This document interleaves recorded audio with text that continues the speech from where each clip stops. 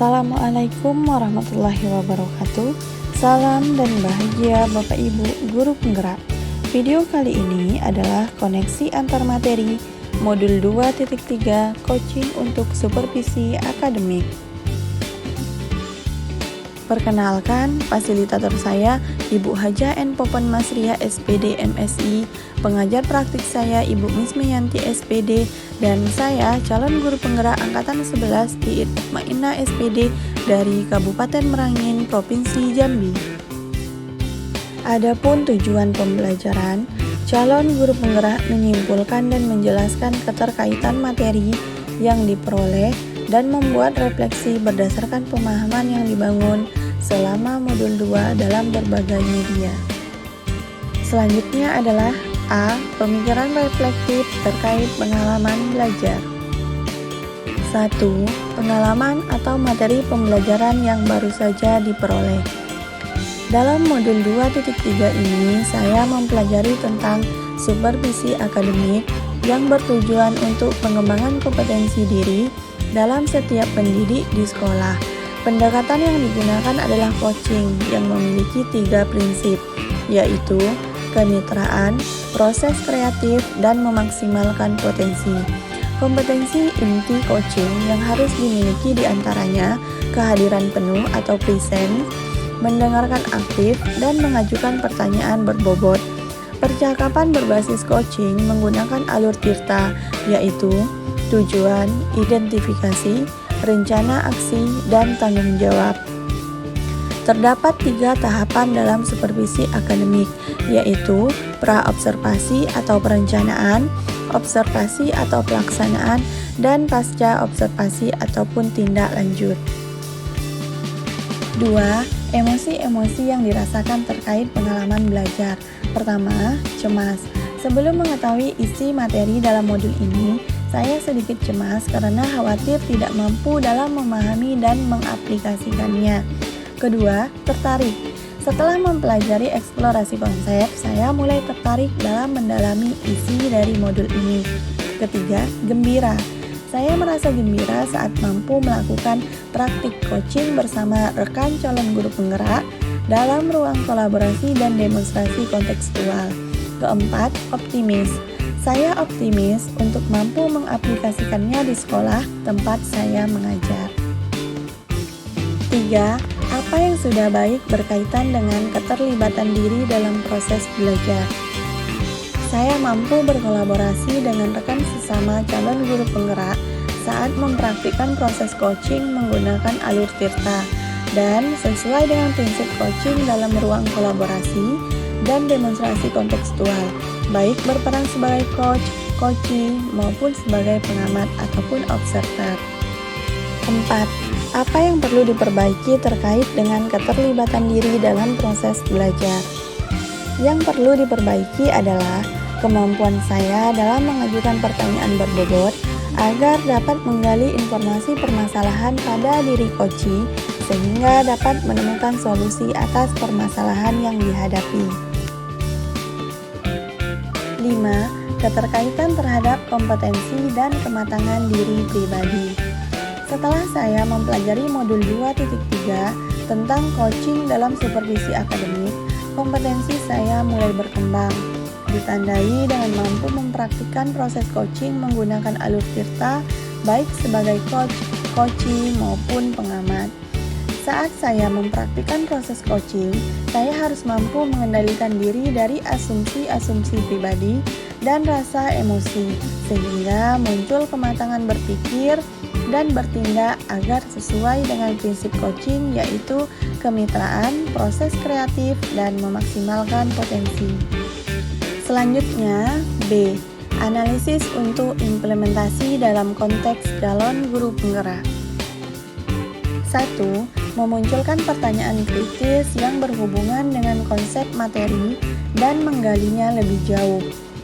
Bagaimana agar prinsip coaching dapat diterapkan dalam kegiatan supervisi di sekolah? Prinsip coaching dapat diterapkan jika kepala sekolah memiliki pengetahuan tentang coaching dalam supervisi akademik dan mau mengaplikasikannya. Kegiatan supervisi jangan hanya bertujuan sebagai penilaian guru saja, Namun, supervisi harus dijadikan sebagai cara untuk meningkatkan kompetensi akademik guru, sehingga tidak hanya melakukan observasi kelas saja, tapi harus ada percakapan pra-observasi dan pasca-observasi.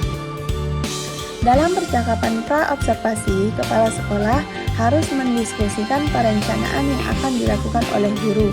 Sedangkan saat pasca observasi, kepala sekolah memberikan umpan balik atau tindak lanjut terkait pelaksanaan observasi kelas yang dilakukan guru. 2. Mengolah materi yang dipelajari dengan pemikiran pribadi sehingga tergali wawasan ataupun insight baru. Saya mencoba mengolah materi yang dipelajari dengan menyesuaikannya dengan konteks sekolah saya. Misalnya, menggunakan sesi coaching singkat, fokus pada tujuan spesifik yang ingin dicapai oleh guru. 3. Menganalisis tantangan yang sesuai dengan konteks asal calon guru penggerak, baik tingkat sekolah maupun daerah. Tantangan terberat adalah menyeragamkan pemahaman tentang coaching dalam supervisi akademik kepada komunitas sekolah dan waktu yang terbatas serta beban kerja yang tinggi. 4. Memunculkan alternatif solusi terhadap tantangan yang diidentifikasi. Solusi yang dapat dilakukan adalah melakukan sosialisasi kepada seluruh komunitas sekolah saat kegiatan rapat guru atau kombel agar terjadi penyeragaman persepsi tentang makna supervisi akademik, serta kita bisa memulai sesi coaching yang lebih singkat dan terfokus untuk menghemat waktu dan sumber daya. Selanjutnya, C. Membuat keterhubungan. 1. Pengalaman masa lalu. Saya pernah disupervisi oleh kepala sekolah dan pengawas sekolah. Namun, kegiatan supervisi tersebut hanyalah sebatas menjalankan kewajiban saja tanpa mengetahui makna supervisi yang sebenarnya. Kegiatan supervisi akademik hanya dilakukan saat kepala sekolah dan pengawas sekolah melakukan observasi kelas saja, tanpa adanya kegiatan pra-observasi dan pasca-observasi, sehingga hanya sebatas pemberian nilai guru saja. 2. Penerapan di masa mendatang. Kedepannya, kegiatan supervisi ini harus dijadikan salah satu bagian peningkatan kompetensi akademik guru dalam bidang akademik dengan menggunakan prinsip coaching, yaitu kemitraan, proses kreatif, dan memaksimalkan potensi. 3. Konsep atau praktik baik yang dilakukan dari modul lain yang telah dipelajari.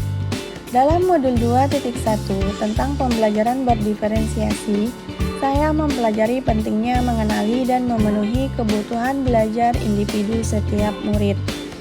Sementara itu, modul 2.2 tentang pembelajaran sosial emosional mengajarkan pentingnya mengembangkan keterampilan sosial dan emosional murid sebagai bagian dari pembelajaran holistik.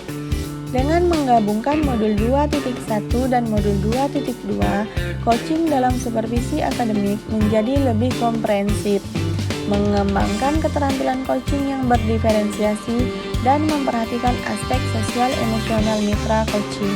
Hal ini dapat menghasilkan situasi yang lebih inklusif dan suportif, serta memperkuat kualitas hasil coaching secara maksimal. 4. Informasi yang didapat dari orang atau sumber lain di luar bahan ajar pendidikan guru penggerak. Saya juga mendapat banyak wawasan dari diskusi dengan rekan-rekan dan literatur tentang coaching yang memberikan perspektif tambahan tentang bagaimana mengatasi tantangan dalam supervisi akademik. Demikian yang bisa saya sampaikan.